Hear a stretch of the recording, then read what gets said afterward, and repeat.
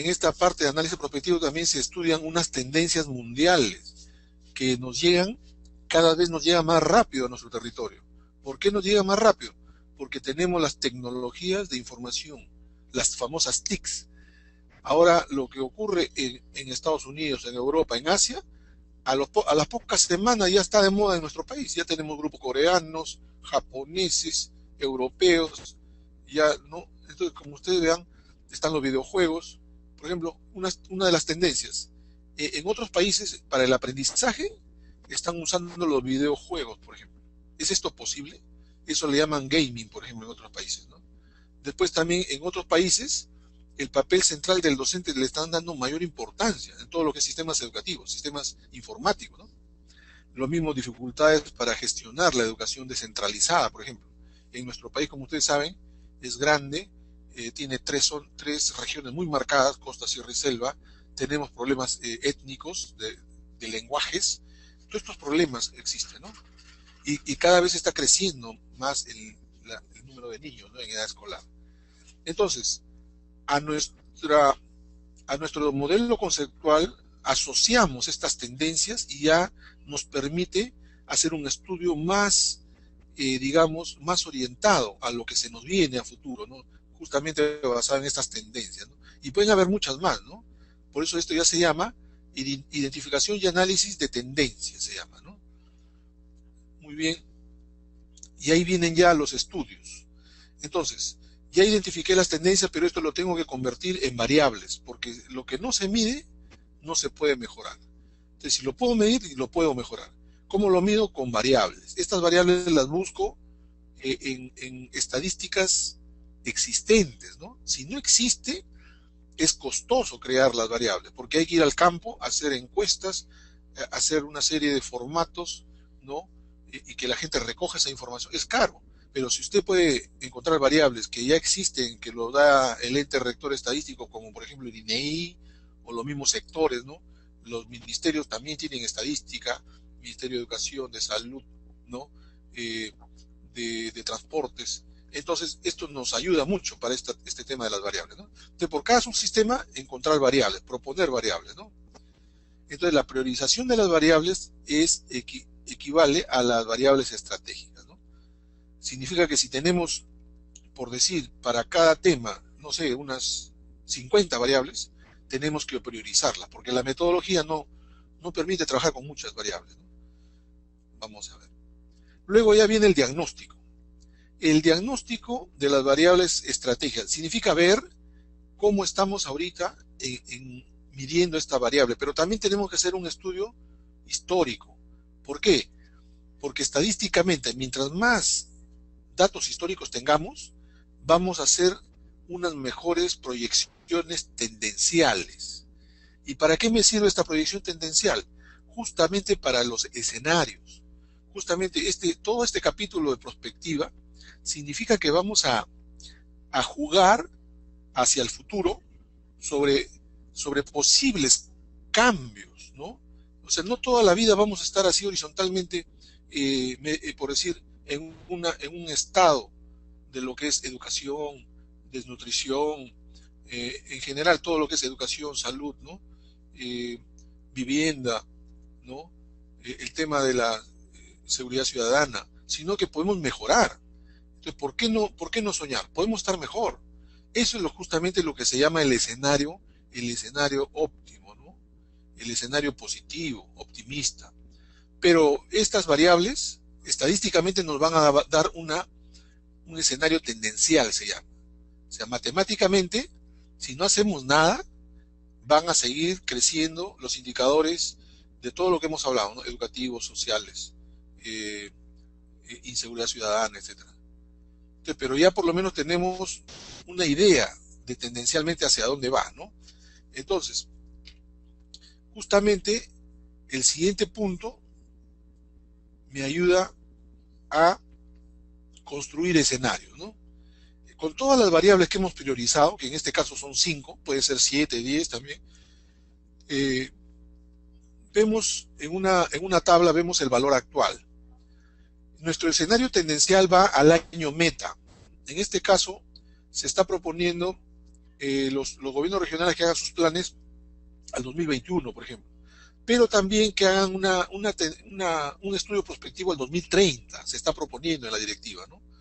Y a nivel nacional, nosotros como CEPLAN estamos haciendo unos estudios de prospectiva al año 2050.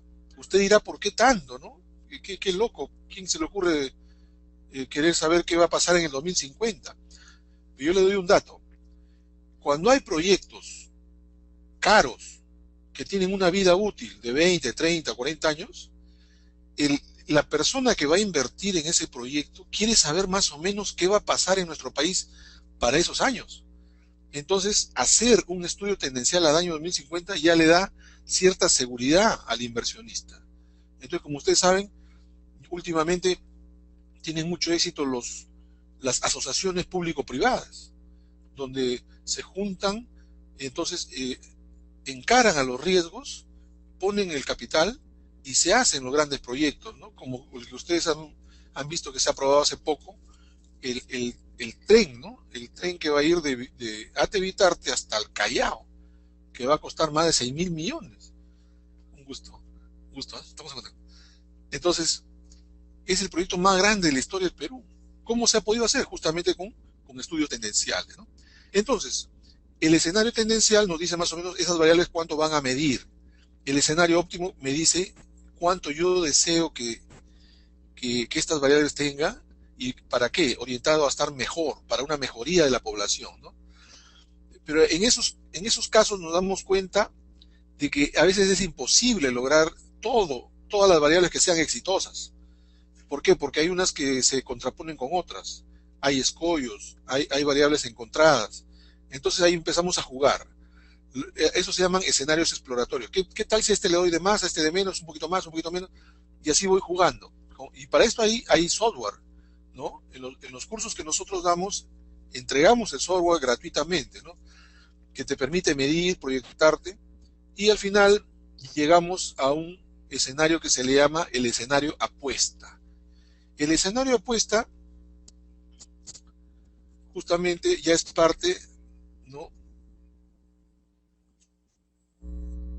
de la siguiente fase. Acá son unas técnicas para identificar y analizar también riesgos y oportunidades. Justamente acá se dan ciertos pesos a unos escenarios exploratorios, ¿no? Y esto nos permite hallar el mejor escenario que le llamamos justamente el escenario apuesta, ¿no? Hacia ahí, en base a este escenario apuesta es como se arma ya el plan, como vamos a ver, ¿no? De ahí ya sale la visión, por ejemplo. Ya estamos en la fase estratégica. En la fase estratégica ya sabemos el escenario apuesta, por lo tanto hacemos una visión. ¿Qué es una visión? Es expresar este juego de variables que para nosotros es óptimo, le llamamos escenario apuesta, expresarlo en una frase. Y es bueno poner porcentajes en esa frase, ¿no? Por ejemplo, llegamos a un 97% de cobertura educativa, el 80% de los locales educativos cuenta con los 3 servicios básicos, etc. ¿Se dan cuenta? Eso ya es una visión, ya no es un sueño, ya es algo aterrizado, ¿no? Que tranquilamente se puede hacer. Va a costar, porque justamente el escenario apuesta es un escenario que es un reto, no es algo fácil, no es cruzarse de brazos y esperar que venga. Para lograr el escenario apuesta hay una serie de prioridades que hay que dar, ¿no? Y justamente hay que hacer eso teniendo orden, sin corrupción y una serie de problemas que afectan a estos objetivos, ¿no? Como vamos a ver. Una vez teniendo la visión, ya empezamos a escribir los objetivos estratégicos por cada tema. En lo que es cobertura educativa, por ejemplo, el objetivo será mejorar los niveles de acceso educativo. ¿Cómo lo mido? Con un indicador que se llama tasa neta de matrícula inicial. ¿Existe esto? Sí existe. El Ministerio de Educación lo da todos los años. ¿Y cuál es la meta del 2021? 97%. Un poquito ambicioso, pero eso es el escenario apuesta, ¿no? Acá hay otro indicador para lo que es infraestructura, por ejemplo, garantizar los servicios básicos en las instituciones educativas. ¿Cuál es su indicador? Porcentaje de instituciones educativas con servicios básicos, ¿no? Porcentaje, meta, 80%. Entonces, los objetivos deben articularse a los objetivos nacionales específicos, ¿no? Acá la articulación justamente la tenemos en que la idea es de que todos empujemos el carro en la misma dirección. ¿Para qué? Para evitar esfuerzos en vano. Entonces, si tenemos un plan nacional que está vigente, significa que todos los sectores, vale decir ministerios, deberán ajustar sus planes para que los objetivos sean, eh, sean cooperantes, que cooperen, que ayuden al objetivo nacional. Y sus indicadores también, estos indicadores que van a medir los objetivos sectoriales, ministeriales, también sirvan para medir si se está logrando el objetivo nacional, ¿no? Lo mismo las metas. Si en el nacional he puesto que la pobreza quiero bajarla al 10%, por decir, en el 2021, entonces mis metas sectoriales más o menos deberán orientarse a lo mismo, ¿no?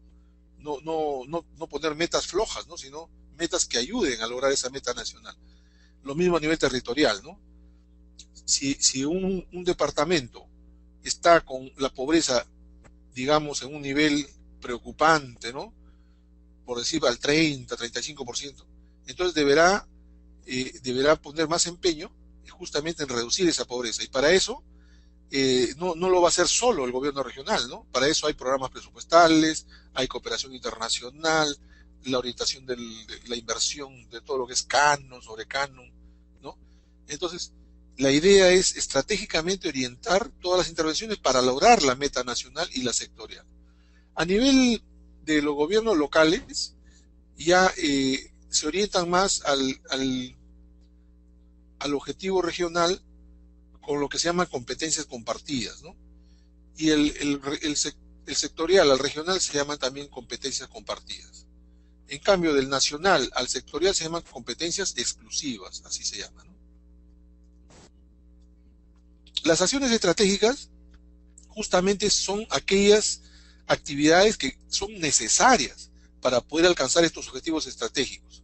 Entonces ya ahí entra a tallar ya la experiencia, los modelos técnicos que han sido probados en otros países o en otros sectores o en otras regiones también, otros departamentos, ¿no? El objetivo estratégico es, digamos, orientado por estas acciones. Por ejemplo, garantizar los servicios básicos en instituciones educativas. ¿Cuáles serían sus acciones? Definir estándares de infraestructura y servicios básicos, por ejemplo. Que el ministerio diga, el mínimo estándar para infraestructura son estos. Eso ayudaría bastante, ¿no? Otra acción, obviamente, es transferir recursos. Por si no, el gobierno regional o local no podría hacer mucho, ¿no? Otra, por ejemplo, hacer censos nacionales de infraestructura educativa. También eso ayuda para diagnosticar, ¿no? Por otro lado, tenemos la ruta estratégica. ¿Qué significa? Que teniendo las acciones estratégicas, que me digan con cuál empiezo, cuál tiene mayor prioridad, esta o esta, ¿no? Se dan cuenta. Y así eso ya me ayuda a, cuando hago mi plan operativo, yo sé ya, hoy día, este año empezamos con el censo, porque es lo prioritario, ¿no? En eso consiste. Una vez que ya tenemos el plan territorial o sectorial, ya la institución es la que lo ejecuta, ¿no? Porque el plan queda como plan sectorial y territorial, pero quien lo hace efectivo es la institución, llámese municipio, llámese gobierno regional.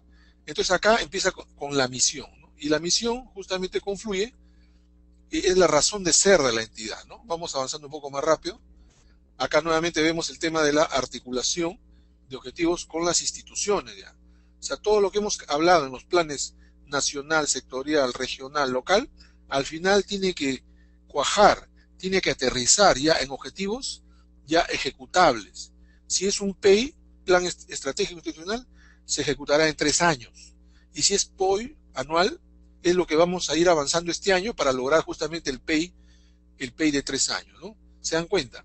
Y como el PEI está articulado a todos los planes que anteceden, entonces sabemos que estamos empujando el carro en la misma dirección, ¿no? ¿Se dan cuenta?